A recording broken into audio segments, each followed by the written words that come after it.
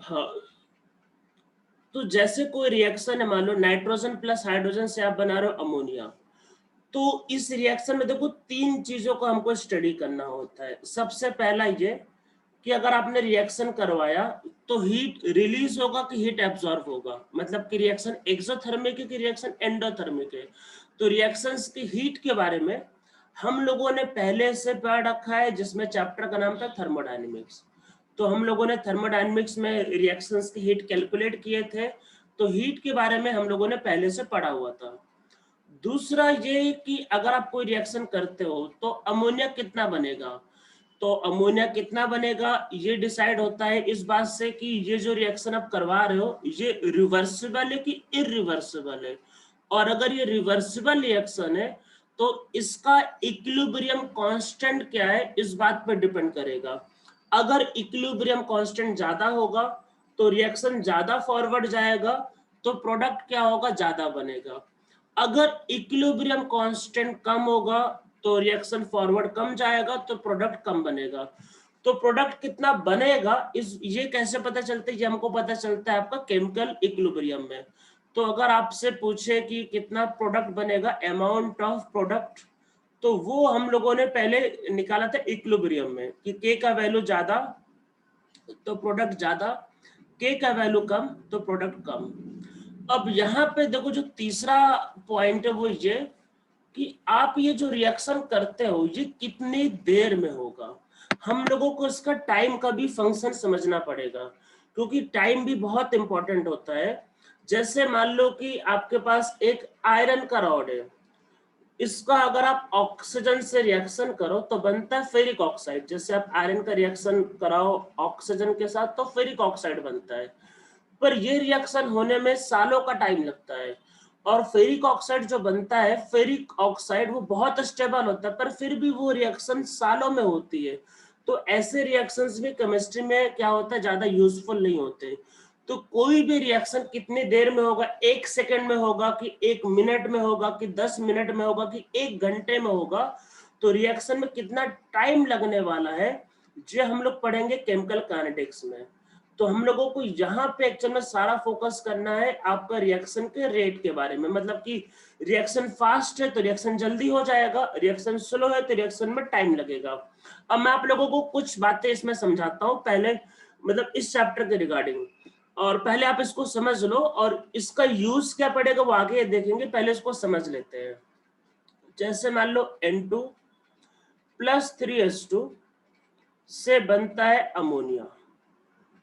और पहले याद करते हैं केमिकल इक्विलिब्रियम। इक्विलिब्रियम में क्या बताया था मैंने, कुछ बताया ये था कि अगर देखो ये तो सबको पता होगा रिएक्शन एक्सोथर्मिक होता है, इसमें हीट रिलीज होता है, ये सबको ही पता होगा, ये एक्सोथर्मिक रिएक्शन है। इक्विलिब्रियम में ये बताया गया था कि अगर एक्सोथर्मिक रिएक्शन है तो टेम्परेचर अगर कम होगा तो प्रोडक्ट ज्यादा बनेगा। तो रिपीट करता हूँ, इक्विलिब्रियम में ये चीज मैंने लिखवाया हुआ है और बहुत लोगों को याद होगा, वैसे ये तो बहुत कॉमन पॉइंट है। नहीं याद है तो आप नोट्स को रिवाइज करना है, बाकी मैं बता ही रहा हूँ, आप इसी को ध्यान से सुन लो। अगर रिएक्शन एक्सोथर्मिक है तो इक्विलिब्रियम में ये पढ़ाया गया था कि अगर टेम्परेचर कम होगा, अगर टेम्परेचर कम होगा तो प्रोडक्ट ज्यादा बनेगा। तो ये इक्विलिब्रियम में पढ़ाया गया था। तो इक्विलिब्रियम में ये पढ़ाया गया था कि अगर टेम्परेचर कम होगा तो जो प्रोडक्ट होगा तो वो ज्यादा से ज्यादा बनेगा।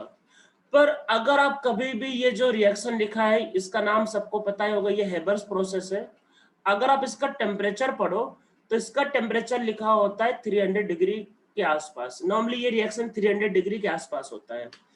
तो क्वेश्चन ये आता है कि इक्विलिब्रियम में तो ये बताया गया था कि टेम्परेचर कम होने से प्रोडक्ट बढ़ता है। अगर रिएक्शन एक्सोथर्मिक है तो ये एक्सोथर्मिक रिएक्शन है, कंफर्म ये एक्सोथर्मिक है, तो टेम्परेचर कम लेंगे तो प्रोडक्ट ज्यादा बनेगा।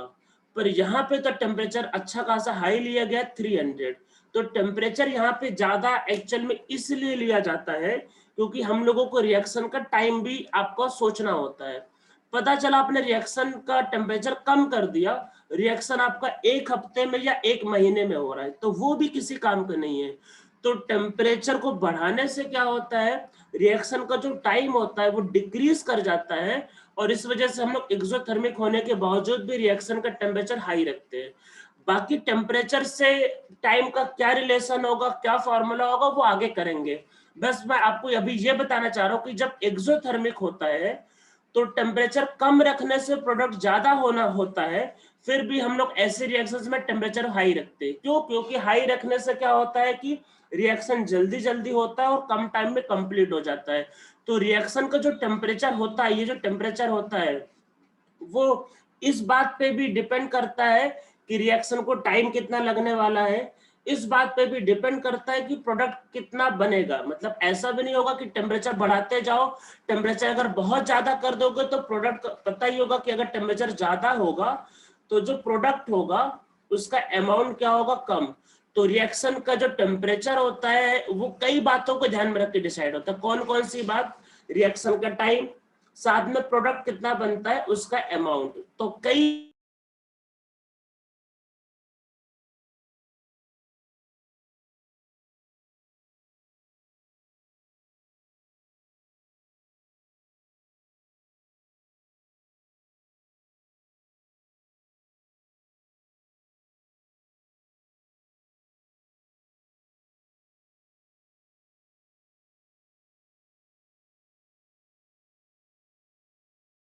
मतलब कि आप जो टेम्परेचर जो रिएक्शन का जो डिसाइड करते हो उसमें सिर्फ ये फैक्टर नहीं होता कि प्रोडक्ट कितना बनेगा इससे डिसाइड होता है, उसमें ये फैक्टर भी होता है कि रिएक्शन को लगने वाला टाइम कितना है।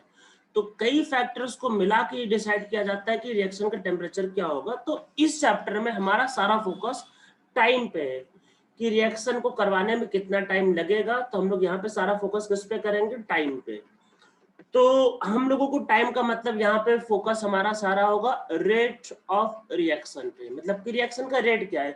फास्ट रेट होगा तो रिएक्शन जल्दी कंप्लीट होगा, स्लो रेट होगा तो रिएक्शन को कंप्लीट होने में टाइम लगेगा। तो इस चैप्टर में हम लोग सारा फोकस करते हैं किस पे? रेट ऑफ रिएक्शन पे। हम लोगों को यहाँ पे रेट ऑफ रिएक्शन को समझना है। अब रेट ऑफ रिएक्शन या फिर टाइम के बेसिस पे रिएक्शन को देखो नॉर्मली 3 टाइप में डिवाइड किया जाता है। क्या क्या होता है? पहला होता है फास्ट रिएक्शन, जहां पे रिएक्शन को जो डिवीजन जो किया जा रहा है वो टाइम के बेसिस पे है। टाइम मतलब कि कितने टाइम में कंप्लीट होता है।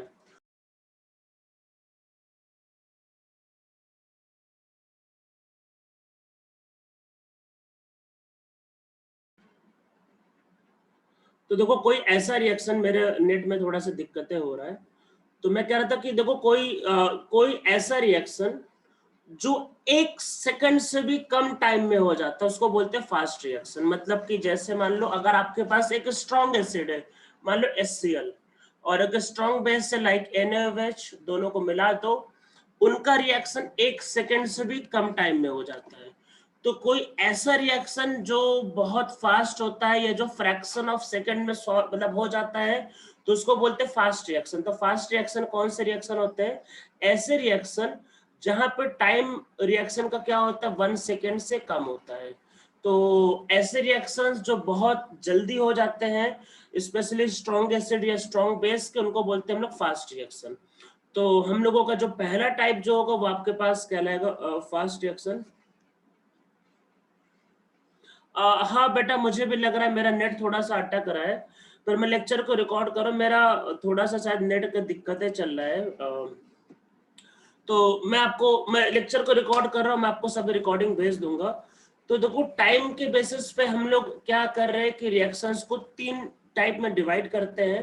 पहला होता फास्ट रिएक्शन, ऐसे रिएक्शंस जो बस फ्रैक्शन ऑफ सेकेंड में या फिर 1 सेकेंड से भी कम टाइम में कंप्लीट हो जाते हैं।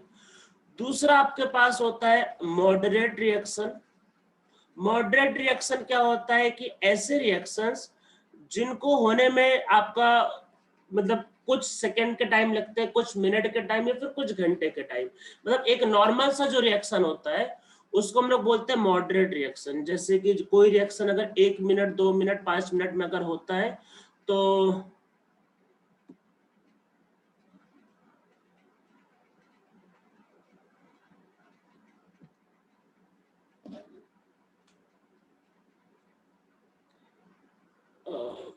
अभी आप लोगों को मेरा आवाज क्लियर आ रहा है? फिर से मैसेज करो। देखो अभी आवाज क्लियर आ रहा है?